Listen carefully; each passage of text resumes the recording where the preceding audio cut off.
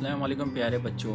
पिछले बाब में या पिछले सबक में हमने पानी से मुतालिक चंद मालूमात हासिल की थी कि पानी जो है इसका कोई रंग नहीं होता है, पानी की कोई बू नहीं होती है और पानी का कोई मज़ा नहीं होता है। और पानी तीन हालतों में पाया जाता है, ठोस, माए, गैस। यानी कि बर्फ़ की शक्ल में पानी, पानी की शक्ल में जिसे हम माए कहते हैं, और हमने इसे जाना था कि पानी जो है गैस यानी भाप की शक्ल में भी पाया जाता है। पर हमने ये भी सीखा था कि पानी जो है इसमें अगर नमक वगैरह चीज़ें मिला दी जाए तो वो हल हो जाती है, हमें नज़र नहीं आती है लेकिन उसका मज़ा उस पानी में रहता है। यानी पानी में हल पजीर चीज़ों के बारे में भी हमने सीखा था। तो आज इसी तरह हम जो है सबक नंबर 11 माहौलियात का मुताला में हमें हवा की ज़रूरत, इसके ताल्लुक़ से हम मालूमात हासिल करेंगे कि हवा कैसी होती है, उसका मज़ा कैसा होता है, इसकी हालत कौन सी होती है और ये किस तरह हमारे लिए ज़रूरी है, इसकी अहमियत क्या है, हम ये सीखने वाले हैं।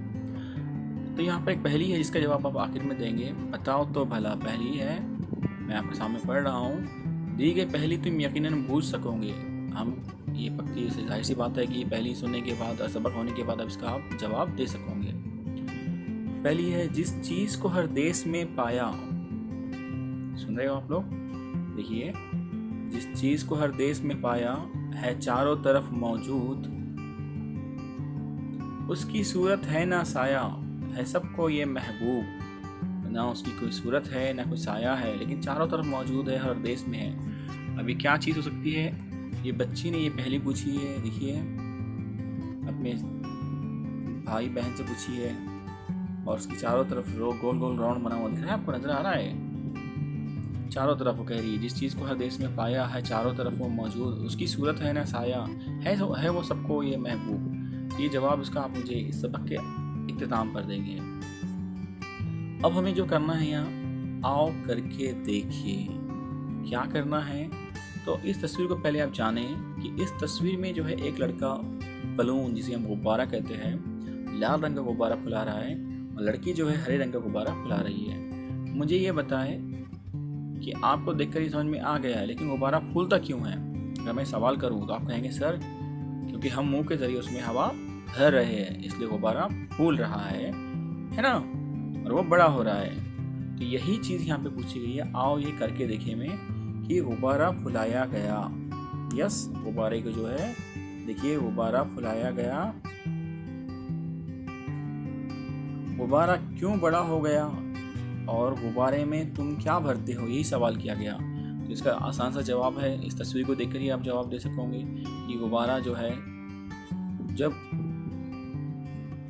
क्यों बड़ा हो गया। तो क्यों बड़ा हो गया, पहला जवाब ये है कि उसमें हवा भरी गई तो वो बड़ा होगा ही होगा, क्योंकि उसके अंदर जो होती है रबर जो होता है वो फैलने लगता है हवा भरने के बाद। और गुब्बारे में तुम क्या भरते हो? तो हम हवा भरते हैं, है ना, मुंह के ज़रिए से। तो ये दो बातें पूछी गई थी जो आप जानते हैं। अब यहाँ पर जो मेन चीज़ है हवा के ताल्लुक से जो बताया गया है, हम जो सीखने वाले हैं वो है हवा, इसके बारे में जानने वाले हैं। यहाँ पर जो बताया गया आप पहले तो समझे क्या बताया गया यहाँ पर, कि हवा हमारे आसपास फैली हुई है। ये बात आपको जानना है। हमारे चारों ओर, आगे पीछे, दाएं बाएं, ऊपर, हमारे आसपास हवा है।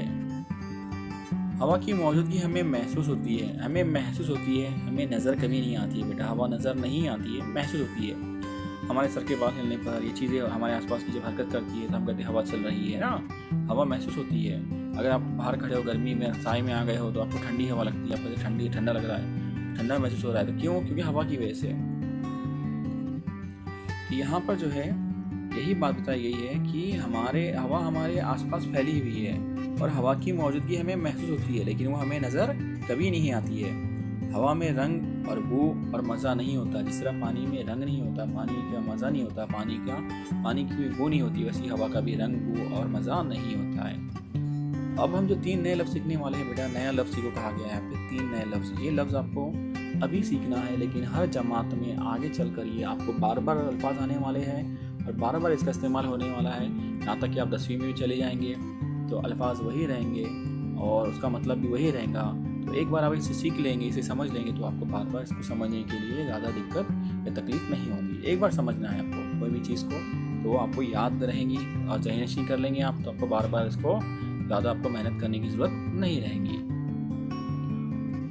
इस तस्वीर में थोड़ी सी गलती है बेटा, देखना आप यहाँ पर जो है सांस बाहर छोड़ी जा रही है ना, तो इसे सांस लेना नहीं कहेंगे, और इस तस्वीर में भी सांस अंदर ली जा रही है, हवा अंदर ली जा रही है, इसे सांस छोड़ना नहीं कहते हैं। तो यहाँ पर गलती ये है कि हमें ये नीचे लिखा हुआ नहीं देखना है यहाँ पर। ओके, बस अब इन तस्वीरों को देखना है और मैं जो बता रहा हूँ उसको गौर करना है। ओके, तो अब है नया लफ्ज़ हम सीख रहे हैं, सांस लेना। क्या सीख रहे हैं हम? सांस लेना, नया लफ्ज़, पहला लफ्ज़ हम सीख रहे हैं, याद रखिए, सांस लेना। नाक से हम हवा अंदर लेते हैं। नाक से, कैसे? नाक से कहा गया है हम बाहर जो मौजूद हवा है वो नाक के जरिए कहाँ लेते हैं? अंदर, यानी जिस्म के अंदर ले जाते हैं ना, पहुंचाते हैं, इस तरीके से अंदर खींचते हैं, है ना। हाँ, उसे सांस लेना कहते हैं। उसे क्या कहते हैं? सांस लेना कहते हैं। याद रखिए, हवा बाहर थी जो हम नाक के जरिए अंदर ले रहे हैं। तो इसके लिए तस्वीर कौन सी रहेंगी? नाक से हम हवा अंदर लेते हैं, उसे सांस लेना कहते हैं। इसके लिए तस्वीर रहेंगी ये वाली, दिख रहा है आपको? इसमें एक लड़का जो है बाहर मौजूद हवा को नाक के जरिए से जिस्म के अंदर ले रहा है, उसे कहते हैं सांस लेना। तो अब वही दूसरा अमल दूसरी तस्वीर के लिए, सांस छोड़ना। आप समझ गए होंगे, नाक से हवा खारिज करते हैं, नाक के जरिए से हवा खारिज करते हैं, यानी बाहर छोड़ते हैं, जिस्म के अंदर से बाहर, यानी जो हमारे जिस्म के अंदर से नाक के जरिए से हम बाहर उसको छोड़ रहे हैं, उसे सांस छोड़ना कहते हैं। तो ये जो नंबर 2 वाला जो मुद्दा जो है इस तस्वीर के ताल्लुक से है, याद रखें। और इन दोनों को मिलाकर सांस अंदर लेना, क्या क्या अंदर में हम क्या कर रहे हैं? इसके अंदर सांस अंदर ले रहे हैं और सांस बाहर छोड़ रहे हैं, बिना रुके ये हम काम करते हैं बेटा। याद रखिए, अगर बात कर रहे हैं तो आप सांस अंदर बाहर तो आपकी हो रही है, आप सांस अंदर भी ले रहे हैं, छोड़ भी रहे हैं, इसमें आपका कोई इख्तियार नहीं है, आप उसको कंट्रोल नहीं कर रहे हैं। लेकिन कभी कभी ऐसा होता है, मैं कहता हूँ अगर सांस रोको तो आप रोक लेते हो, और मैं कहता हूँ सांस छोड़ो तो आप छोड़ लेंगे। ये जो अमल है कुछ वक्त के तौर पे इख्तियारी है, लेकिन हमेशा ये इख्तियारी अमल नहीं है, ये गैर इरादी है और गैर इख्तियारी भी है। क्योंकि हम जब सो जाते हैं तो हमारी सांस का ये अमल चलता रहता है, मुसलसल बिना रुके चलता है। अगर सांस रुक जाए तो इंसान मर जाएगा। तो हमें सांस लेने की ज़रूरत है और सांस के ज़रिए हम हवा अंदर लेते हैं। अगर हवा हमारे जिस्म के अंदर नहीं पहुँचेंगी, हमारे हाथ पैर ढीले पड़ जाएंगे, कोई चीज़ काम नहीं करेंगी बराबर से, और हम ऑक्सीजन की कमी की वजह से, हवा की कमी की वजह से हम मर सकते हैं। तो यहाँ जो चीज़ बताई गई है, एक ही चीज़ बताई गई है कि सांस लेना यानी नाक से हम हवा अंदर लेते हैं। पहली बात आप बार बार बता रहा हूँ मैं आपको, ये हवा को नाक के ज़रिए जिस्म के अंदर ले जाना उसे कहते हैं सांस लेना। और दूसरी बात मैं बता रहा हूँ, सांस छोड़ना यानी नाक से हवा खारिज करते हैं उसे सांस छोड़ना कहते हैं, यानी जिस्म के अंदर की हवा को बाहर नाक के ज़रिए छोड़ना उसे कहते हैं सांस छोड़ना। और ये दोनों को अगर मिला देंगे, सांस लेना और छोड़ना, हम बगैर रुके सांस मुसलसल सांस लेते हैं, मुसलसल सांस लेते हैं और छोड़ते हैं, ये दोनों अमल मिलाकर तनफ्फुस कहलाता है। तनफ्फुस, याद रखिए अमल, ये लफ्ज़ बार बार आने वाला है, इसे कहते हैं अमल तनफ्फुस। आगे लग जाता है अमल तनफ्फुस बोल के कहते हैं। सांस लेने और छोड़ने के अमल कहते हैं कि हम बार बार सांस लेते हैं अंदर और छोड़ते हैं, बिना रुके कहा गया, बगैर रुके। यहाँ पे देखिए, हम बगैर रुके मुसलसल सांस लेते और छोड़ते हैं, इसमें रुकने के लिए नहीं कहा गया है। कभी ऐसा होता ही नहीं है कि हम सांस रोक के बैठे 1 घंटा, कभी पॉसिबल ही नहीं है बेटा। तो सांस लेने के जो अमल है जो ये मुसलसल होता और चलता रहता है बेटा, याद रखिए आप लोग। सांस लेने का अमल जो है मुसलसल चलता और लेने या छोड़ने का अमल मुसलसल चलता है, ये दोनों को मिलाकर सांस लेना और छोड़ना। अगर किसी ने पूछा आपको कि बच्चों हमें ये बताओ कि सांस लेना और छोड़ना बिना रुके, बगैर रुके, मुसलसल, तो उसे क्या कहते हैं? उसे कहते हैं अमल तनफ्फुस। याद रखिए, अमल तनफ्फुस, तनफ्फुस के ये आपको जानना था। ये तो 3 लफ्ज़ हमें नए सीखे हैं। अब यहाँ पे हमें बताना है जो आप कर चुके हैं, बताओ तो भला। सुकून से सोए हुए इंसान का सीना ऊपर नीचे होता हुआ क्यों नज़र आता है?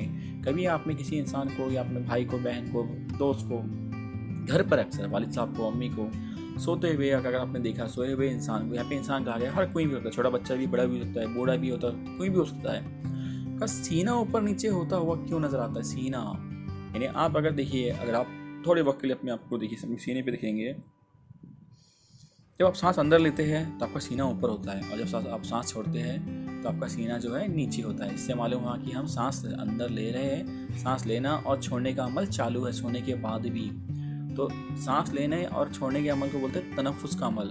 तो तनफ्फुस के अमल की वजह से हमारा सीना जो है ऊपर नीचे होता हुआ नज़र आता है। ये बात आपको याद रखना है। किसी ने पूछा, जैसे कि मेरे क्लास का बच्चा शमशाद है, मैं आपसे पूछ रहा हूँ, बेटा मुझे बताओ कि आपका जो सीना फूल रहा है और फूल रहा है या फिर चिक रहा है इस समय, या फिर सीना ऊपर आ रहा है और नीचे जा रहा है, ऐसा क्यों हो रहा है? शमशाद कहेंगे सर मैं सांस अंदर ले रहा हूँ तो मेरा सीना फूल रहा है, ऊपर ऊंचा हो रहा है, और जब मैं सांस छोड़ रहा हूँ तो मेरा सीना नीचे की तरफ जा रहा है, यानी पिचक रहा है। तो ये क्या अमल है? ये सांस लेना और छोड़ना तनफ्फुस का अमल है। क्यों हो रहा है ये? तनफ्फुस के अमल की वजह से।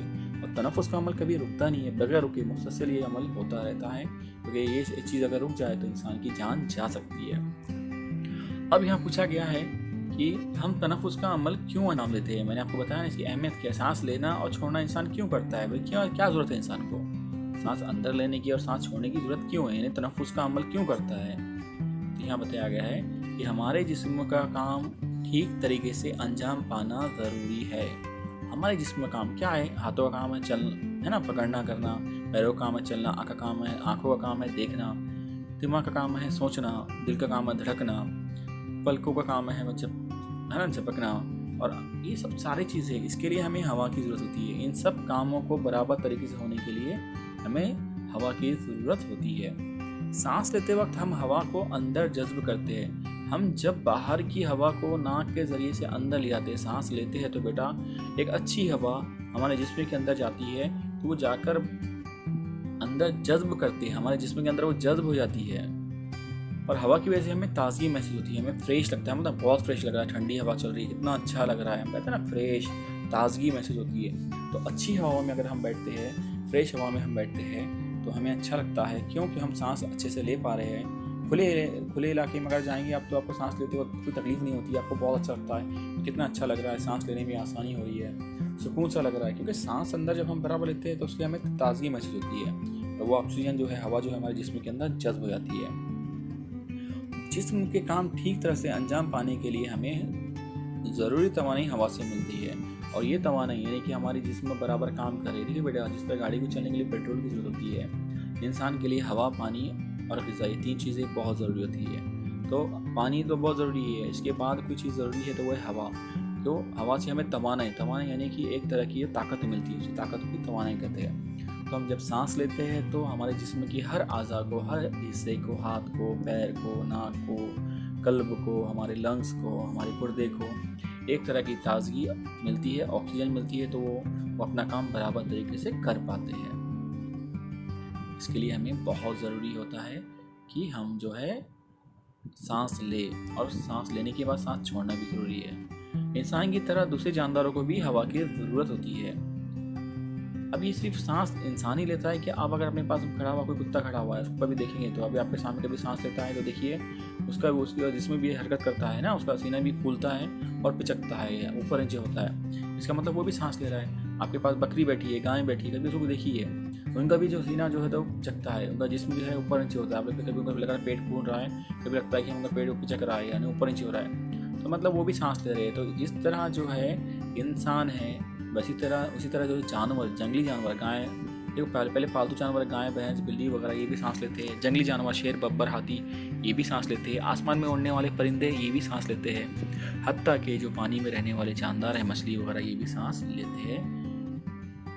अब गौर से मुशाहिदा करने पर कुत्ते का सीना ऊपर नीचे होता हुआ दिखाई देता है, मैंने भी बताया था आपको। उससे हमें ये मालूम होता है कि हैवानात में तनफ्फुस का अमल होता है। इसका मतलब यह हैवानात में सब आ गए। हैवानात यानी जिनमें जान होती है, खास करके हैवानात यानी कि इसमें जानवर सब आगे बैठ जाओ पाए, रेंगने वाले जानवर, उड़ने वाले परिंदे, ये सारे इसमें इसका शुमार होता है। इंसान वगैरह सब हो गया, इन्हें हैवान कहते हैं। तो तनफ्फुस का अमल सब में होता है। अब यहाँ पे सवाल किया गया है, क्या तुम्हें मालूम है? अब ये एक सवाल पूछा गया है और ये सवाल हमारे जहन में आया होगा। अब ये पढ़ेंगे तो आपको बताएंगे। मछलियाँ पानी में रहती हैं, बेशक। शक होता है कि वो सांस के ज़रिए हवा किस तरह अंदर लेंगी। अभी कभी कभी हम सोचते हैं कि मछलियाँ अगर पानी के अंदर है तो ज़िंदा रहने के लिए इनको भी तो सांस लेने की हवा की ज़रूरत होती है, वो कैसा लेंगे, है ना। कभी कभी हम एक्वेरियम में जाते हैं, है ना, बड़े एक्वेरियम में अगर आपने कभी देखे होंगे, उसके अंदर मछलियाँ होती है, तो मछलियाँ सांस किस तरह लेती होंगी। आप बोलेंगे अरे सर उनकी गलफड़े जो है तो फूलते पिचकते हैं, आपने देखा होगा, तो लेकिन उनको हवा कहाँ से मिलती है? वो तो बाहर निकलते नहीं है, वो तो पानी के अंदर ही होते हैं। तो यही सवाल है कि मछलियाँ पानी में रहती है, शक होता है कि वो सांस के ज़रिए हवा किस तरह अंदर लेंगी। सांस के ज़रिए से, यानी नाक से अंदर हवा लेना, उसको सांस लेना बोलते हैं, और नाक से जिस्म के अंदर की हवा बाहर छोड़ना यानी खारिज करना, उसे कहते हैं सांस छोड़ना। देखिए मछलियाँ पानी में हलशुदा हवा का इस्तेमाल करती है। हम खुली हवा इस्तेमाल करते हैं, ज़मीन पर रहकर हमारे आसपास की हवा हम डायरेक्ट ले सकते हैं। मछलियाँ ऐसा नहीं करती है। अगर मछली को अगर पानी में से बाहर निकालेंगे, आप बोलेंगे यहाँ पर भी तो हवा है, वो ज़िंदा रहना चाहिए, लेकिन वो ज़िंदा नहीं रहेंगी, क्योंकि मछलियाँ जो है डायरेक्ट हवा नहीं लेती है, डायरेक्ट हवा नहीं लेती है, वो पानी में रहती है। तो पानी के अंदर जो हवा मिल जाती है वो हवा वो अपने गलफड़ों से उसको जज्ब कर लेती है। उसको बोलते हैं हलशुदा हवा, हलशुदा हवा। आप बोलेंगे सर हलशुदा हवा यानी कैसे, क्या? जैसे कि मैंने बताया था कि एक गिलास पानी में अगर नमक मिलाएंगे, तो एक गिलास पानी में नमक मिलाएंगे, उसे चमचे से घोलेंगे, तो आपको क्या पानी में नमक नज़र आता है? कि आप बोलेंगे नहीं, हमें नमक तो नज़र नहीं आया, लेकिन नमक जब हम चखेंगे तो आप बोलेंगे सर ये तो नमकीन हो गया। तो वैसे ही जो है हवा, वो जो है हवा जो है पानी में मिलाई जाती है। आपने कभी एक्वेरियम देखा है? देखो यहाँ पर बता रहा है तस्वीर में, देखिए ये बबल्स निकल रहे, बुलबुले देखिए आपको, बुलबुल देखिए, ये मशीन से छोड़ा जा रही है, पाइप से अंदर हवा छोड़ी जा रही है। देखिए बाहर से हवा अंदर छोड़ी जा रही है, बबल्स बाहर निकल रहे हैं। तो ये हवा जो पानी में छोड़ी जा रही है, तो पानी में जाने के बाद ये हवा पानी में मिल रही है। अब वो हमें नज़र नहीं आ रही है मिल रही है बोल के, लेकिन हम देख रहे हैं कि बबल बाहर फूट रहे हैं, मतलब हवा ऊपर आकर बबल की शक्ल में फूट रही है, लेकिन अंदर भी पानी में वो शामिल हो रही है। समझ में आपके? तो ऑक्सीजन हवा उसमें पानी में मिलाई जाती है। तो कुछ लोग पानी से भरे हुए कांच के मर्तबान यानी एक्वेरियम में मछलियाँ पालते हैं। आपने देखा होगा बहुत से लोग बोलते फिश पॉन्ड, बोलते हैं ना, हमारे पास फिश पॉन्ड है, बहुत बड़ा एक्वेरियम है। और मर्तबान में मौजूद मछलियाँ तनफुस का अमल अंजाम देती है। अब वो भी तो तनफुस लेती, सांस लेती है, तनफुस का अमल उनमें भी होता है, वो भी सांस लेती है। बड़े कांच के मर्तबान में आपने बड़े बड़े बर्तनों में मछलियाँ देखी होंगी। तो सांस तनफुस के लिए दरकार हवा मछलियाँ पानी से हासिल करती है। अब उनको जो हवा की ज़रूरत पड़ती है वो पानी में होती है, और जब तक पानी जितना होता है उतने पानी में जितनी हवा होती है वो लेकर जिंदा रहती है। अगर पानी में की हवा ख़त्म हो गई तो मछली आपको मरी हुई नजर आएंगी। एक डब्बे में अगर आप एक मछली लेके रखें और आप देखेंगे मछली तो मैंने लाया हूँ और वो कल तो मर गई, ऐसा अक्सर होता है। क्यों मरी? उसकी वजह ये होती है कि पानी में जो है ऑक्सीजन ख़त्म हो गई थी, इसलिए आपको पानी बदलना पड़ता है, या फिर इसके लिए मर्तबान में मौजूद पानी में हलशुदा हवा कम हो सकती है। हवा खत्म हो जाए तो मछलियाँ मर सकती है, मैंने बताया ना। इसके लिए मर्तबान के पानी में हवा मुसलसल छोड़ी जाती है। इसके लिए मर्तबान में जो है हवा मुसलसल छोड़ी जाती है। आप देखिए एक पाइप शो लगा होता है और उसमें से बबल्स निकलते रहते हैं पानी के अंदर, मछलियाँ उसके आसपास खेलती रहती है, कभी आपने देखा होगा, है ना? तो यस, तो ऐसा क्यों होता है, क्यों छोड़ी जाती है हवा? ताकि वो हवा पानी में की कम ना हो। अगर पानी में यानी मर्तबान यानी जो बर्तन जो बोला गया है, कांच का बर्तन, उसको मर्तबान बोला गया है। अगर मौजूद पानी में हलशुदा हवा कम हो गई, हवा खत्म हो जाए तो मछलियाँ मर सकती है, इसलिए मर्तबान के पानी में मुसलसल हवा छोड़ी जाती है। इसी वजह से मर्तबान में से मुसलसल बुलबुले उभरते हुए हमें नज़र आते हैं। हमने ये बात सीखी कि मछलियाँ मर्तबान यानी कांच के एक्वेरियम में ज़िंदा इसलिए रहती है क्योंकि उनके अंदर उस पानी में जो है बाहर हवा छोड़ी जाती है, और हम देखते हैं कि पाइप के जरिए से हवा छोड़ी जाती है, और पाइप के जरिए जो हवा निकलती है ऊपर बुलबुले की शक्ल में बाहर निकल जाती है, लेकिन वो पानी में हल हो जाती है और मछलियाँ उसी हवा से ज़िंदा रहती है। अगर ऐसा नहीं किया गया तो सारी मछलियाँ मर जाएंगी, क्योंकि जितनी हवा जब तक पानी में है वो इस्तेमाल कर लेंगी, ज़्यादा मछलियाँ रहेंगी, और कांच का बर्तन छोटा रहेगा, मर्तबान छोटा रहेगा, तो वो बहुत जल्दी उनका दम घुटना शुरू हो जाएगा, क्योंकि जितनी ऑक्सीजन हवा उनको चाहिए थी वो तो ले चुके, अब पानी के अंदर हवा ख़त्म हो गई है तो वो तड़पना शुरू हो जाएंगे। इसके लिए हमें एक पाइप के ज़रिए से हवा छोड़ना ज़रूरी हो जाता है। अब यहाँ कहा गया है कि आओ ये करके देखें, एक गिलास में आधे से कुछ ज़्यादा साफ़ पानी लो। एक गिलास में आधे से कुछ ज़्यादा साफ़ पानी लो। ओके, एक कांच का गिलास लेंगे हम, उसके अंदर आधे से कुछ ज़्यादा पानी लेंगे। अखबार का छोटा सा टुकड़ा लो, अखबार का छोटा टुकड़ा लो, उसकी एक बालिश लंबी नलकी बनाओ। ये नलकी इस तरह बनानी है ना, दिख रहा है? एक अखबार का पेपर लेकर उसकी नलकी बना दिया उसने पाइप की तरह। उसका एक सिरा गिलास में मौजूद पानी में डुबाओ। अब एक साइड का हिस्सा जो पानी के अंदर डालना है और दूसरा सिरा गिलास में फूंको, दूसरे सिरे से गिलास के अंदर फूंको। अभी जो नलकी बनाया है उसने, नलकी दिख रही है कागज़ की, इसकी एक सिरे को मुंह में डालकर हवा फूंक रहा है और एक सिरा पानी के अंदर है। तुम्हें क्या नज़र आ रहा है? पानी के अंदर क्या हो रहा है? जब हवा फूंक रहा है तो बुलबुले निकल रही है ना, बुलबुले, तो गिलास के पानी में बुलबुले पैदा होते हैं, दिख रहा है आपको, है ना? गिलास के पानी में बुलबुले पैदा हो गए। इससे क्या जाहिर होता है? इससे ये जाहिर होता है कि आप मुंह के ज़रिए से जो है हवा को पानी के अंदर भेज रहे हैं, तो फूंकने से हवा पानी में दाखिल हो गई। अब मुंह से फूंकी हवा कहाँ चली गई? पानी के अंदर चली गई, वो बुलबुले की शक्ल में खारिज हो गई, और जो ज़्यादा हो गई थी हवा वो पानी के ज़रिए से बुलबुले की शक्ल में बाहर आ गई। तो हमने आज इस सबक में क्या क्या सीखा? हमने हमने क्या क्या सीखा देखो बेटा। हवा हर जगह मौजूद है, पहली बात आपको हमेशा याद रखना है। हवा हर जगह मौजूद है हमारे आसपास। हवा आंखों से नज़र नहीं आती, ये भी हमने सीखा। दूसरी बात, हवा में कोई रंग नहीं होता है, कोई बू और मज़ा नहीं होता, ये हमने सीखी है। ऐसा पानी का भी होता है। जानदारों को तनफ़ुस के लिए हवा की ज़रूरत होती है, ये बात बिल्कुल सही है। जानदार जिनमें जान होती है, ओके, यहाँ पे भी तनफ़ुस का अमल होता है। ओके, अब इसे हमेशा जहन में रखें कि साफ़ हवा हासिल करने के लिए रोज़ाना कुछ देर आंगन में खेलें। हमें खुले हुए आंगन में, अब गाँव में अक्सर आंगन होते हैं लेकिन शहरों में नहीं होता है, तो गार्डन में जाना चाहिए, जहाँ पेड़ पौधे ज़्यादा है वहाँ जाना चाहिए और वहाँ पे खुले इलाके में खेलना चाहिए। घरों में रहने से, बंद रहने से बेटा घरों की हवा का जो अंदर ऑक्सीजन का तनासुब है वो कम हो जाता है, घुटन सी लगती है, इसलिए लोग बाहर निकल जाते हैं घूमने के लिए। क्या करेंगे भला, पूछा है मश्क। भीड़ की जगह घुटन महसूस होने लगी है। बहुत सारे बच्चों को अगर मैं कमरे में बंद कर दूं, मिसाल के तौर पर हम सब एक कमरे में बैठे हुए, बच्चे और हम सब बैठे हुए, बहुत सारे बच्चे, कमरा बहुत छोटा है, थोड़ी देर के बाद सबको पसीना आने लगता है, घबराहट सी होती है। क्यों हुआ? क्योंकि जब तक कमरे में हवा थी सबने बराबर ली, है ना, सांस के जरिए से। सांस लेने का अमल सबका चालू है, तनफ़ुस का अमल सबका, सांस लेना और छोड़ने का अमल चालू है, मतलब तनफ़ुस का अमल सबका चालू है। तो जितना हमें ज़रूरत थी सबने ली, अब वो हमें और चाहिए, लेकिन कमरे में उतनी हवा अब नहीं आ रही है, तो सबकी घुटन महसूस होने लगी। सबको लगा मेरा दम घुट रहा है, यहाँ पे हवा ही नहीं है, तो इसके लिए वहाँ पे हमें घुटन महसूस होती है। जहाँ ज़्यादा भीड़ होती है, भीड़ यानी बहुत सारे लोगों का एक साथ इज्तिमा होना।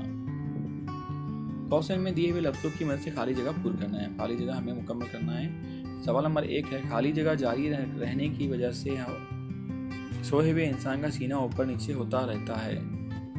देखो, खाली जगह जारी रहने की वजह से सोए हुए इंसान का सीना ऊपर नीचे होता है। तनफ़ुस यहाँ पे आना चाहिए, तनफ़ुस। आप क्या पढ़ेंगे? तनफ़ुस जारी रहने की वजह से सोए हुए इंसान का सीना ऊपर नीचे होता रहता है, तो यहाँ पे लिखेंगे तनफ़ुस। ओके, अब नंबर 2, खाली जगह हमारे अतराफ फैली हुई है। खाली जगह कौन हमारे अतराफ फैली हुई है? आप बोलेंगे हवा, तो हवा को यहाँ पे लिखना है। आप पढ़ेंगे हवा हमारे अतराफ फैली हुई है। अब है, इंसान की तरह ही दूसरे जानदारों को भी हवा की डैश या खाली जगह होती है। क्या होती है? ज़रूरत। इंसान के अलावा, मैंने कहा ना, परिंदों को भी, पानी के जानदारों को भी, है ना, इंसानों के अलावा जंगली जानवर, पालतू जानवर, सबको हवा की ज़रूरत होती है, क्योंकि सब में तनफ़ुस का अमल होता है। नीचे दिए हुए सवालों के जवाब आपको देना है। फुलाते वक्त तुम इसमें क्या भरते हो? गुब्बारा फुलाते वक्त हम इसमें हवा भरते हैं। फिर है, हमें हवा की ज़रूरत क्यों होती है? मुझे बताओ, हमें हवा की ज़रूरत क्यों होती है? जिंदा रहने के लिए। तुम्हें किस तरह मालूम हुआ कि कुत्ता तनफ़ुस का अमल अंजाम देता है? क्योंकि उसका सीना ऊपर नीचे होता है, जब खड़ा होता है या लेटा होता है, हम उसको गौर करेंगे तो सीना उसका ऊपर नीचे होता हुआ नजर आता है। फिर बिल्ली को हवा की ज़रूरत किस लिए होती है? बिल्ली को भी हवा की ज़रूरत इसलिए होती है कि जिंदा रहने के लिए, हर जानदार हो, कि उसमें तनफ़ुस का अमल पाया जाता है। सही है गलत? नीचे दिए हुए जुमले सही है गलत आपको लिखना है इसके अंदर। हवा हमें नज़र आती है, ऐसा होता है कि हमें हवा में नज़र आती है क्या? नहीं, गलत है ये। मछलियाँ तनफ़ुस के लिए पानी में हशुदा हवा इस्तेमाल करती है, बिल्कुल सही। वो डायरेक्ट हवा में अगर हम लाएंगे, मछली को बाहर निकालेंगे तो वो मर जाएंगी। ये पानी में रखेंगे, पानी में से वो ऑक्सीजन ले लेती है, हवा ले लेती है, इस तरह जिंदा रहती है, पानी की हशुदा हवा इस्तेमाल करती है, बिल्कुल सही है। अब आपको क्या करना है? सरगर्मी दी गई है कि नहाते वक्त पानी में भरी हुई बाल्टी में मग को उल्टा रखकर दबाए।